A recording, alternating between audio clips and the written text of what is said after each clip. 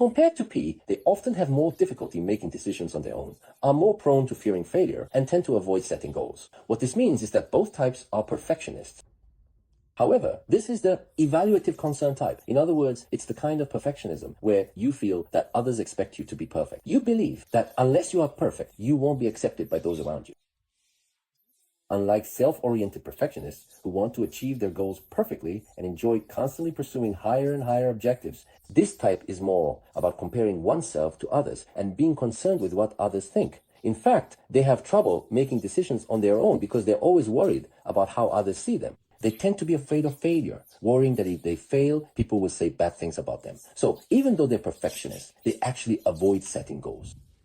Because when they think about setting a goal, they feel like it has to be a perfect goal. People also tend to think they have to set goals that sound impressive to others, like something people would say is cool.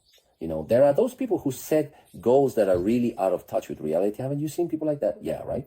When it comes to setting goals, some people are super confident. Like, if everyone else is aiming for a 10, I'll go for 10 or I'll go for 15 or even 20. When they're talking about their goals and making commitments, they say it with this air of bravado. You start to wonder, is that really okay? Isn't that physically impossible? And then, as expected, they end up failing. After failing, they get all depressed by themselves, thinking, well, I guess that was impossible after all. And then, if you ask whether we actually achieved the goal of 10 that we set, the answer is no, we didn't achieve it either. Because we aimed for 20, we didn't even reach 10.